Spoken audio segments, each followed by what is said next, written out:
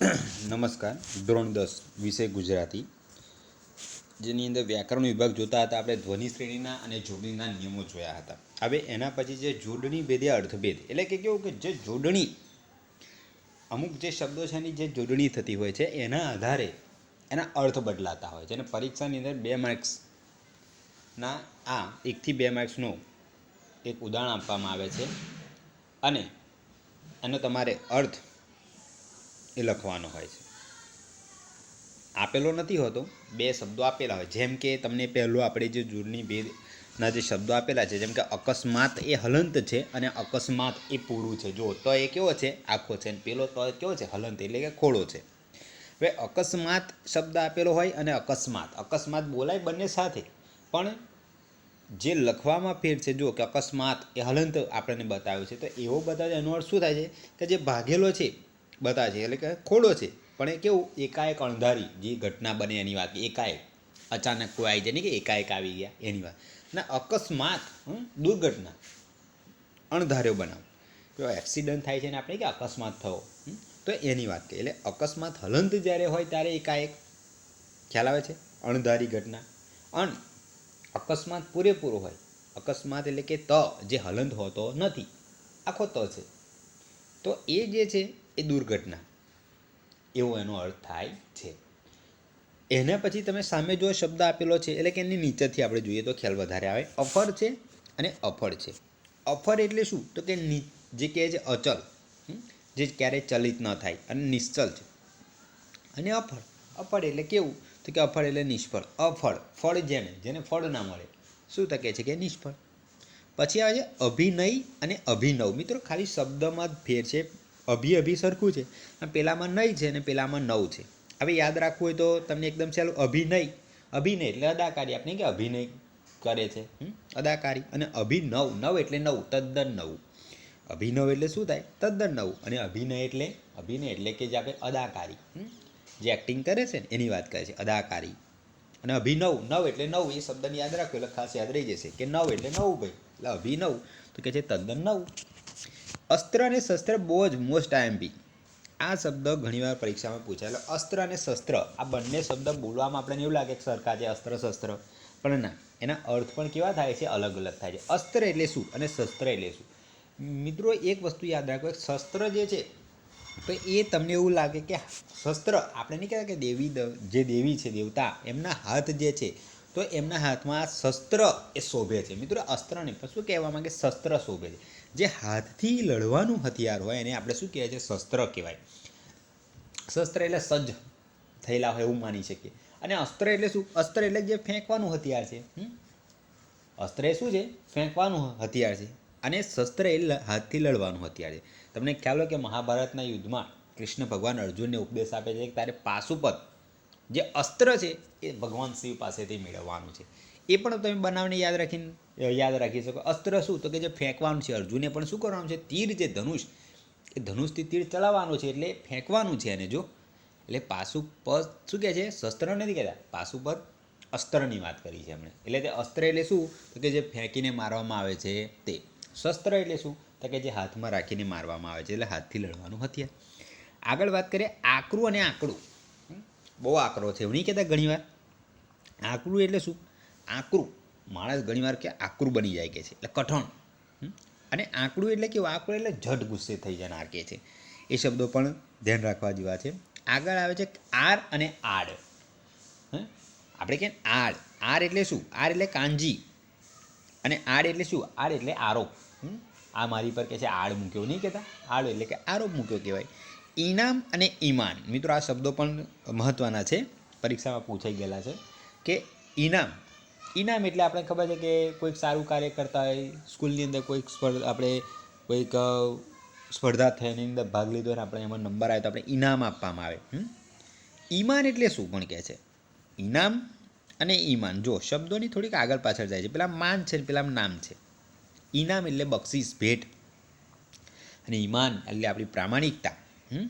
કોઈનું પાકીટ પડી ગયું હોય, આપણે મળી જાય, આપણું અંદરથી ઈમાન એમ કહે કે કોઈકનું છે, પાછું આપી દો, તો એ આપણી પ્રામાણિકતા છે. તો એ શબ્દોની ખાસ યાદ રાખો. પછી આ છે ઉપહાર અને ઉપાહાર. ઉપાહારમાં આપણને બહુ રસ છે. ઉપહારમાં આપવામાં ઓછો રસ. એટલે કે ઉપહાર, ઉપહાર એટલે શું? ભેટ. અને ઉપાહાર એટલે નાસ્તો. શબ્દમાં ફક્ત શું છે? જો ઉપહાર તો એમાં પેલામાં પ છે અને પેલામાં શું છે? પા છે. પ ને પા એક કાનાનો ફેર છે, પણ આખો અર્થ બદલાઈ જાય છે. ઉપાહાર અને ઉપહાર. ઉપહાર લાવજો એની જગ્યાએ એવું કહી દે કે ઉપાહાર લાવજો, તો ઉપહાર એટલે શું થયો? કે ઉપહાર એટલે કે નાસ્તો થાય છે મિત્રો, અને ઉપહાર એટલે ભેટ થાય છે. કઠોળ અને કઠોળ. કઠોળ બનાવજો આજે કે છે, કઠોળ નહીં લ્યા, કઠોળ બનાવજો આજે. શું કહેવાનું? કઠોળ બનાવજો એમ. એટલે કઠોળ, કઠોળ એટલે કઠણ, નિર્દય. અને કઠોળ એટલે એક પ્રકારનું અનાજ, મગ કહીએ, ચણા કહીએ, બધું કઠોળ છે. આપણે બોલવામાં એવું કહી દઈએ કે મમ્મી આજે કઠોળ બનાવજે. બરોબરનું કઠોળ ના બનાવે. શું બનાવે? કઠોળ બનાવાય. ઠ છે, કઠોળ. પછી આવે છે કમર અને કમળ.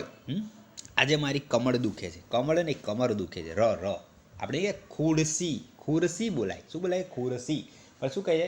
ખુરશી લાવજે, ખુરશી. ડ બોલીએ આપણે. ના, એ ખોટું છે. આપણે શું બોલવાનું છે? કમર.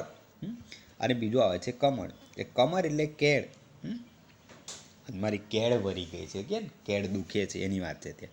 અને કમળ જે ફૂલ છે એની વાત છે.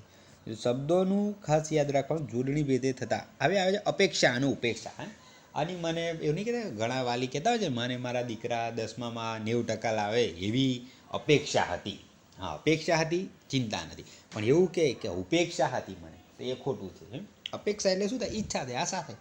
ઉપેક્ષા કરીએ આપણે ઘણીવાર કોઈકની ઉપેક્ષા કરીએ, તો ઉપેક્ષા નથી કરવાની, તિરસ્કાર નહીં. ઉપેક્ષા એટલે શું? તિરસ્કાર, અવગણના થાય છે. જ્યારે અપેક્ષા એટલે ઈચ્છા, આશા થાય છે. આગળ વાત કરીએ કે અબજ અને અજબ. મિત્રો આ શબ્દોમાં પણ ખૂબ જ ધ્યાન રાખવા જેવી વાત છે કે અબજ આગળ પાછળ થયા છે. જો બ પાછળ છે અજબમાં અને જ આગળ છે. અબજ એટલે શું? તો કે અબજ એટલે 100 કરોડ દર્શાવતી સંખ્યા. 100 કરોડ એટલે અબજ થાય મિત્રો. અને બીજું કે જે કે અજબ, અજબ ગજબ નહીં કહેતા? અજબ ગજબ દુનિયા એટલે અજબ ગજબ, આશ્ચર્યકારક કે છે. અલી, અલી એટલે ભમરો. અલી અહીંયા આય, નાસ્તો લાવી, એવું ઘણી વાર કહેતા ને. સ્કૂલની અંદર જે શું કહેવાય, તમારે સખી બહેનો ભેગા થાય તો બોલે ને અલી અહીંયા આય. તો એ કયો અલી છે? તો જે રસ્વ અલી છે. અલી એટલે ભમરો થાય છે.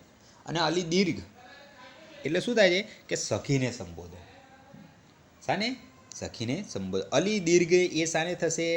સખીને સંબોધન. અલી રસ્વ એ શાને થશે? તો કે ભમરો છે. બંને યાદ રાખજો. અંશ અને અંશ. અંશ એટલે ભાગ. આટલો મારો અંશ આવે, આપી દેજો, ભાગ આપો એમ કે. અને અંશ એ વજનનું એક માપ છે કે આટલો અંશ થયું. આજ અને આજ મિત્રો બંને શબ્દ સરખા છે. ખાલી એક સ્પેસ જુઓ. આજ કેવું છે? સાથે જોડાયેલું છે. આજ ભેગું છે એટલે આજ એટલે આજે. પણ આજ આ ને પછી જ પર ભાર મૂકવામાં આવે છે. આજ એટલે નિપાત છે. એ શું બતાવે છે? આવું જ્યારે બતાવે છે જય, યો, આપણે કહે ને જ, યો, તો, પણ, સુધા, આ બધા શું છે? માત્ર એ બધા નિપાત છે. ભાર બતાવે છે. તેજ પડ્યો. તેજ પડ્યો એટલે પ્રકાશની વાત. જો તેજને સળીને તમે લખ્યા હો તો શું થાય? તેજ એટલે પ્રકાશ થયો. પણ તમે એમ કહો કે તે શબ્દ અલગ છે ને જ, તે વર્ણ અલગ ને જને થોડો સ્પેસ છોડીને લખો છો, તો શું કહે છે? તેજ પડ્યો. કોઈ વ્યક્તિની વાત કરી છે, પણ તમે શબ્દને ભેગું કરી દો તો તેજ એટલે પ્રકાશ પડ્યો કહે છે. સવારમાં તેજ પડ્યો. સવારમાં તેજ પડ્યો એટલે શું થયું? આ સવારમાં તેજ નામનો કોઈ વિદ્યાર્થી પડ્યો છે અથવા કોઈ છોકરો પડ્યો એવું થાય. પણ સવાર હોય શિયાળાની, અને તે જે કંઈક આપણે કહે સૂર્યનો પ્રકાશ પડ્યો હોય ને એવું નહીં કે જો પેન તેજ પડ્યો. તેજ પડ્યો પ્રકાશ પડ્યો કહે છે. પણ તેજ કેવું છે? બોલાય છે સરખું, પણ લખવાની રીતમાં બદલાઈ જાય છે. શબ્દ ભેગા થઈ જાય છે તો કોઈકનું નામ થઈ જાય છે, પણ તે અને જ અલગ અલગ થાય છે તો કંઈક અલગ અર્થ આપે છે. આરસ અને આડસ. આડસમાં સાહેબ રસ છે. આરસમાં નહીં. આળસમાં મજા આવે. આળસ એટલે સુસ્તી નહીં, આળસ ચડી છે બરોબરની. અને આરસ સંગેમરમર, મંદિરોની અંદર જે પથ્થરોનો ઉપયોગ થાય છે એની વાત છે. ઉદર અને ઉંદર. આ પણ બહુ મહત્ત્વના શબ્દો છે. ઉદર અને ઉંદર. ઉદર એટલે પેટ, અને ઉંદર એટલે એક પ્રાણી. પેટમાં આજે ઉંદર દોડે છે એવું ના કહેવાય. આપણે નહીં કહેતા ઘણા કહે છે ને ઉંદર એક પ્રાણી છે ને ઉદર એટલે પેટ. ખાલી અનુસ્વારનો ફેર છે. જો ઉછરવું અને ઉછળવું. હા, ઉછરવું એટલે શું? નાનપણથી આજે અમે ઉછેરીને મોટા કર્યા એવું કહે છે ને મા બાપા પણ, કે મારા બાળકને નાનપણથી શું કર્યા છે? ઉછેરીને મોટા કર્યા છે. એટલે ઉછરવું થયું. ઉછરવું એટલે મોટા થવું. અને ઉછળવું, કંઈક મેળવી લે તો ઉછળવામાં નહીં કે બહુ ઉછળે છે આવો તો કહે છે. બોલ ઉછળે છે. બોલ શું કહે છે? ઉછળે છે. તો ઉછળવું એટલે કૂદવું. કડું અને કડું શબ્દ સરખા છે, રસ્વ ઉચ્ચ છે બંનેમાં, પણ ફક્ત અનુસ્વારનો ફેર છે. જો કડું એટલે શું? કડું એટલે એક પ્રકારની કડવી ઔષધિ, કડું પીવડાવો એમ કહે ને. હા, અને પેલું કડું એટલે હાથનું ઘરેણું. બહેનો પહેરે છે, ભાઈઓએ પહેરે છે, આવતો એટલે હાથનું ઘરેણું કડું એની વાત છે. કૂચી અને કૂંચી, જો મિત્રો સાથે છે પણ ફક્ત અનુસ્વારનો ફેરાય. કૂચી એટલે શું? મહોલ્લો. અને કુંચી એટલે શું? કુંચી એટલે ચાવી. હે, મારી કુંચી ખોવાઈ ગઈ. કુંચી એટલે ચાવી ખોવાઈ ગઈ છે. તો એ ખાસ યાદ રાખો. એના પછી આવે છે કેશ અને કેશ. ઉપલા કેસ વધે ચાલુ, સારું કહેવાય.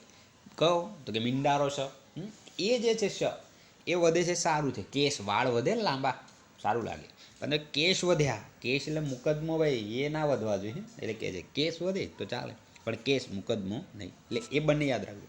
ખાધ અને ખાદ્ય. ખાધ એટલે ખોટ, અને ખાદ્ય એટલે ખવાય એવું વસ્તુ છે. ખાધ એટલે શું? આપણે કે શેર માટીની ખાધ, ખોટ છે એવું કે. તે ખોટમાં કહો વપરાય આપણે જે ખાધ, પણ પેલું કહીએ કે ખાદ્ય એટલે ખવાય એવું. ખાંડ એટલે ખભો, એ પણ ખાસ યાદ રાખજો. ખાંડ એટલે શું થાય? ખભો. હવે આવે છે કોષ અને કોષ. કોષ ભંડાર, અનાજના જે ભંડાર હોય ને શું કહેવાય? કોષ ભરેલો છે. અને કોષ ગાવ, 1.5 માઇલનું જે અંતર હોય એને શું કહેવાય? કોષ કહેવાય. ગુણ અને ગુણ, પરીક્ષામાં ગુણ મેળવ્યા, પણ કયા ગુણ? આ ગુણ પેલા છે જો, ગુણ મૂળ લક્ષણ કાયદો એની વાત છે. અને આ ગુણ એટલે થેલો, 4 મણની વાત કરી. તો મિત્રો આ થાય જોડણી ભેદે કેટલાક શબ્દો એની વાત કરી. કેટલાક બીજા પણ છે કે તમને ખ્યાલ આવી શકે. જો અહીંયા આગળ આપણે બતાવ્યા છે કે દિન. દિન એટલે શું થાય? તો કે દિન એટલે દિવસ, તો દિન એટલે ગરીબ.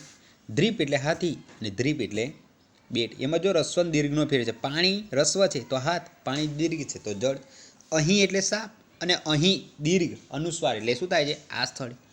અહીંયા આવું, અહીં આવેલા સાપને નહીં બોલાવતા, પણ શું કહે છે? અહીં તું આવી કે. પૂર એટલે શહેર, અને પૂર એટલે રેલ. રવિ એટલે સૂર્ય, અને રવિ દીર્ઘ હોય તો શિયાળ ઉપર. વધુ એટલે વધારે, અને વધુ રસ્વ હોય તો શું થાય? તો વધારે, પણ વધુ દીર્ઘ હોય તો વહુ થઈ જાય. અમારી વહુ છે, આની કહેતા વધુ છે, અમારી વધુ, પણ વધુ કઈ? તો કે દીર્ઘવાળી. વીણ એટલે વીણા, અને વીણ એટલે પ્રસવ વેદના. સૂર એટલે મિત્રો આ પરીક્ષામાં ગઈ 2020ની આપણે જે પરીક્ષા બોર્ડની એમાં પ્રશ્ન શબ્દ પૂછેલા. સૂર એટલે દેવ, અને સૂર એટલે અવાજ. સૂર રસ્વ હોય તો દેવ, અને સૂર દીર્ઘ હોય તો સૂરજ. એ થાય છે, યાદ રાખજો. પછી કહીએ કે કુંજન. કુંજન એટલે ખરાબ માણસ, અને કુજન એટલે મધુર ગાન. કુંજન મિત્રો જો રસ્વ અને દીર્ઘનો તો ફેર છે, અનુસ્વારનો ફેર છે. કુજન એટલે ખરાબ માણસ, અને કુંજન એટલે મધુર ગાન. રસીલ, આપણે કે ને કે સલીલ. સલીલ એટલે પાણી, એ રસ્વ છે, પણ સલીલ તમે જે દીર્ઘ કરો તો કે છે લીલાથી યુક્ત. તો આ એક શબ્દો થયા. એના પછી તમે જોઈ શકો છો કે વારી એટલે પાણી. વારી એટલે શું થાય? પાણી. ષષ્ઠી અને વારી એટલે વારો, ક્રમ. તો મિત્રો અહીં સુધી આપણે આ જોવાના છે. અસ્તુ.